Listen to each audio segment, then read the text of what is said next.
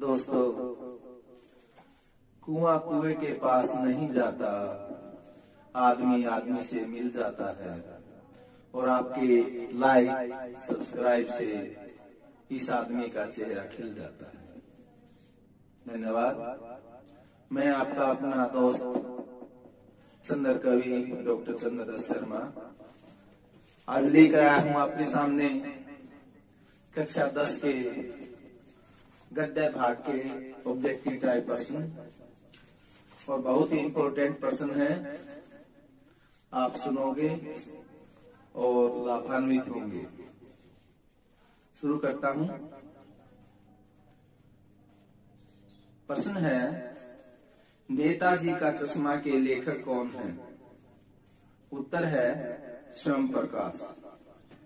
प्रश्न है, नेताजी की प्रतिमा किसने लगवाई और किस चीज की बनी हुई थी? तो नगर पालिका ने मोतीलाल ड्राइंग मास्टर के माध्यम से लगवाई और यह संगमरमर की बनी हुई थी। अगला प्रश्न है, नेताजी को देखकर कौन सा नारा याद आता है? तुम मुझे खून दो, मैं तुझे आजादी दूं। इसके अलावा इनका एक और नारा है, दिल्ली चलो। प्रश्न है, मूर्ति पर चश्मा कौन लगाता था? इसका उत्तर है कैप्टन। फिर है, कस्बे में कितने स्कूल और कारखाने थे? कस्बे में 2 स्कूल और 1 कारखाना था जो सीमेंट का था। फिर प्रश्न आता है, हवलदार साहब कस्बे में कितने दिन में आते थे? तो इसका उत्तर है 15 दिन में। और हवलदार साहब जीप में बैठकर आते थे। इसके अलावा वे चौराहे पर क्यों रुकते थे? पान खाने के लिए। प्रश्न है, कैप्टन के बारे में कौन बताता है? पान वाला। और फिर प्रश्न बनता है, वो लंगड़ा क्या जाएगा फौज में? पागल है पागल। ये सब किसने कहे? पान वाले ने। प्रश्न है, टोपी की नोक से कोट के बटन तक की लंबाई क्या कहलाती है? यह बस्ट कहलाती है। और कितने फुट की थी? 2 फुट की लंबाई थी प्रतिमा की। प्रश्न है, वह यानी हवलदार साहब मायूस क्यों हो गए थे? क्योंकि उसको लगा कि जो है कैप्टन की मृत्यु हो गई और प्रतिमा पर, नेताजी की प्रतिमा पर चश्मा आप कौन लगाएगा? और जब भावुक इसलिए हो गए क्योंकि उसको लगा, उसने जब देखा कि सरकंडे का चश्मा लगा हुआ है, इस कारण से वो भावुक हो उठे। अगला प्रश्न है, बाल गोविंद भगते पाठ के लेखक कौन है? राम वृक्ष बेनीपुरी। फिर प्रश्न है, बाल गोविंद भगत के कितने पुत्र थे? एकमात्र पुत्र था। बाल गोविंद भगत के लड़के की मृत्यु बीमारी से हुई। फिर प्रश्न बनता है कि बाल गोविंद भगत किस प्रकार की टोपी पहनते थे? वे कबीर पंथी टोपी पहनते थे। फिर प्रश्न है कि बाल गोविंद भगत की आयु कितनी थी? 60 वर्ष। बाल गोविंद भगत पर प्रभात फेरी कब से कब तक लगाते थे? वे कार्तिक से फागुन तक प्रभात फेरी लगाते थे। अगला प्रश्न है, बाल गोविंद भगत के घर से गंगा कितनी दूर थी? और प्रश्न है, 7 कोस दूर थी। अगला प्रश्न है, लखनवी अंदाज के लेखक कौन है? तो इसका उत्तर है यशपाल जी। जो बाल गोविंद भगत है वो किस विधा में आता है? रेखा चित्र में आता है। और फिर है, पतितों के देश में उपन्यास किसका है? राम वृक्ष बेनीपुरी का। अगला प्रश्न है, यशपाल के जो उपन्यास हैं, प्रमुख उपन्यास कौन कौन से हैं? यशपाल के उपन्यास है झूठा सच इनका सबसे प्रसिद्ध उपन्यास है। फिर प्रश्न आता है, लेखक की दृष्टि में खीरा किस प्रकार की चीज है? इसका उत्तर है, लेखक की दृष्टि में खीरा मामूली लोगों की चीज यानी प्रतीक है। लेखक ने खीरे को क्या कहा है? अपदार्थ कहा है। और फिर है, नवाब ने खीरे का स्वाद कैसे प्राप्त किया? सूंघ कर किया। शकील का क्या अर्थ है? शकील का अर्थ होता है आसानी से न पचने वाला। यशपाल ने खीरे को क्या माना है? अपदार्थ माना है। प्रश्न है, नवाब साहब रेलगाड़ी के किस श्रेणी में सफर करते हैं? द्वितीय श्रेणी में। फिर प्रश्न है, यशपाल के प्रसिद्ध उपन्यास और कौन कौन से हैं?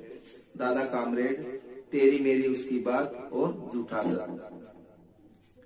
फिर प्रश्न आता है, यशपाल के कहानी संग्रह कौन कौन से प्रमुख हैं? पिंजरे की उड़ान, ज्ञानदान और तर्क का तूफान। ये इसके प्रसिद्ध उपन्यास हैं। अगला हमारा प्रश्न है, मानवीय करुणा की दिव्य चमक के लेखक कौन है? सर्वेश्वर दयाल सक्सेना। सर्वेश्वर दयाल सक्सेना के काव्य संग्रह कौन कौन से हैं? जंगल का दर्द, काठ की घंटियां, खूंटियों पर टंगे लोग। फिर है, मानवीय करुणा की दिव्य चमक कौन सी विधा है? संस्मरण विधा है। फादर बुल्के की मृत्यु किस कारण हुई? जहरबाद से। प्रश्न है, फादर बुल्के कैसे लगते थे? देवदारू पेट जैसे। प्रश्न है, फादर बुल्के की साइकिल कहाँ चलती थी? इलाहाबाद। और अगला प्रश्न है, फादर बुल्के कितने वर्ष तक जीवित रहे? 73। फादर बुल्के कहाँ के रहने वाले थे? बेल्जियम के। और कौन से वर्ष में आए थे? इंजीनियरिंग की 3य वर्ष में भारत में आए। फिर प्रश्न उठता है कि फादर बुल्के का शोध ग्रंथ क्या था? शोध विषय क्या था? राम कथा, उत्पत्ति और विकास। फादर बुल्के हिंदी को किस रूप में देखना चाहते थे? राष्ट्रभाषा के रूप में देखना चाहते थे। अगला प्रश्न है, एक कहानी है भी पाठ की लेखिका कौन है? उत्तर है मनु भंडारी। मनु भंडारी को के प्रमुख उपन्यास कौन कौन से हैं? महाभोज, आपका बंटी, 1 इंच मुस्कान। फिर प्रश्न है, मनु भंडारी की 3 प्रमुख कहानियां कौन कौन सी हैं? 3 निगाहों की तस्वीर, मैं हार गई, 1 प्लेट सैलाब। फिर प्रश्न है, मनु भंडारी को जैनेंद्र कुमार का कौन सा उपन्यास पसंद आया? इसका उत्तर है सुनीता। फिर प्रश्न है, लेखिका मनु भंडारी की पसंदीदा प्राध्यापिका कौन थी? इसका उत्तर है शीला अग्रवाल, जो हिंदी की प्राध्यापिका थी। प्रश्न बनता है कि लेखिका मनु भंडारी के पिता का शब्दकोश कैसा था? तो वो था विषयवार। प्रश्न है, लेखिका के पिता ने रसोई घर को क्या कहा? बटियार खाना। प्रश्न है, मनु भंडारी कैसी थी? काले रंग की। और फिर प्रश्न है, जो लेखिका का पिता था उसका स्वभाव कैसा था? क्रोधी था। प्रश्न अगला है, लेखिका मनु भंडारी के पिता लेखिका को पसंद इसलिए नहीं करते थे क्योंकि उनका रंग सांवला था और वो दुबली पतली थी। अगला प्रश्न है, जो आज ढेर से आने से पहले लेखिका का पिता कहाँ रहते थे? इंदौर। और अजमेर में वे कहाँ रहते थे, किस कस्बे में? भानपुरा। अगला प्रश्न है, स्त्री शिक्षा के विरोधी कुतर्कों का खंडन पाठ के लेखक कौन है? महावीर प्रसाद द्विवेदी। प्रश्न है, शंकराचार्य के चक्के किसने छुड़ाए? उत्तर है मंडन मिश्र की पत्नी ने। उसके बाद प्रश्न है, बौद्धों के त्रिपिटक की रचना किस भाषा में हुई? प्राकृत में।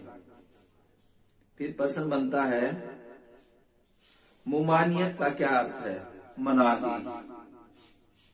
प्रश्न है, शकुंतला ने किस भाषा में श्लोक रचा था? गवारों की भाषा में। धर्मवादियों को वाद विवाद में किसने हराया? गार्गी ने। प्रश्न है, शिक्षा का अर्थ क्या है? व्यापक। श्रीमद् भागवत के दशम स्कंद के किस अध्याय में रुक्मणी हरण की कथा है? तो 10वें अध्याय में 13वें जो है,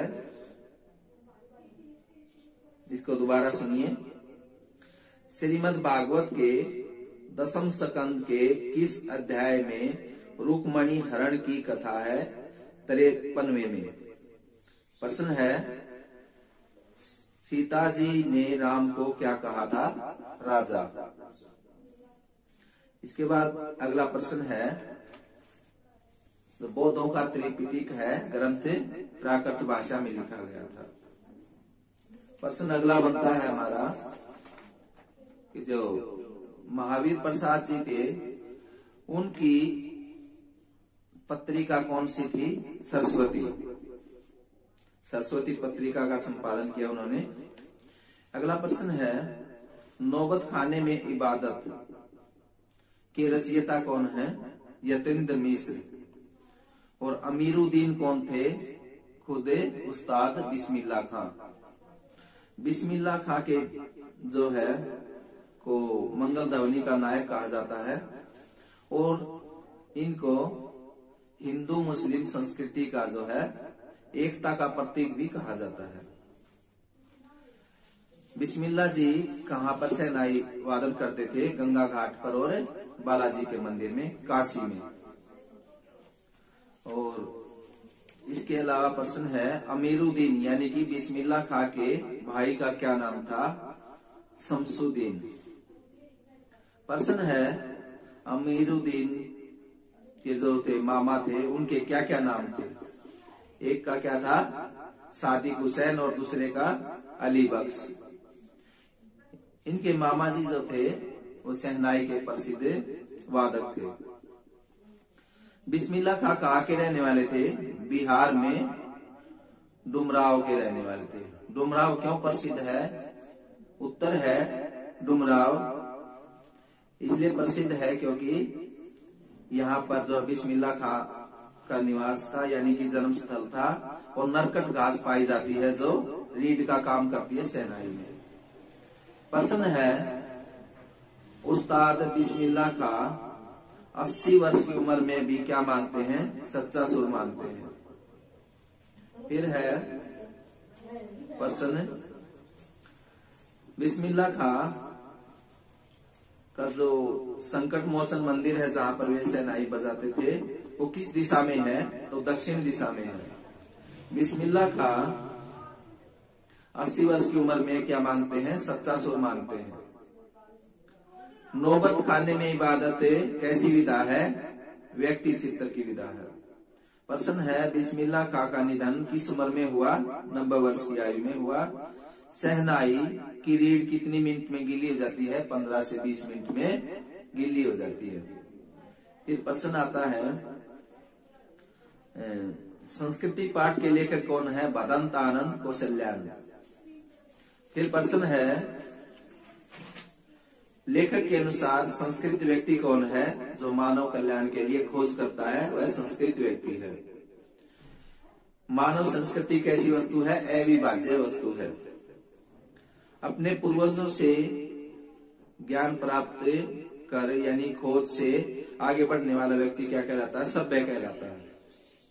मजदूरों को सुख देने की इच्छा किसकी थी, यानी पूरे संसार के मजदूरों को सुख देने का सपना किसका था, कार्ल मार्क्स का। मोतियों का थाल किसे कहा है, तारों भरे आकाश को मोतियों का थाल कहा गया है। सिद्धार्थ ने घर क्यों छोड़ा, मानव सुख के लिए। और प्रश्न है, लेखक ने सभ्यता का परिणाम किसे माना है, संस्कृति को। रूस का भाग्य विधाता किसे कहा जाता है, लेनिन को। और कौन डबल रोटी के टुकड़े स्वयं न खाकर औरों को खिलाता था, लेनिन। फिर है, आग और सुई का धागे का आविष्कार कर्ता को क्या कहा जाता है, संस्कृत व्यक्ति। दोस्तों, ये थे कुछ चुनिंदा प्रश्न जो आपने सुने। उम्मीद करता हूं आप लाभान्वित होंगे। इन प्रश्नों को ध्यान से सुने और पूरी वीडियो देखें। धन्यवाद, नमस्कार।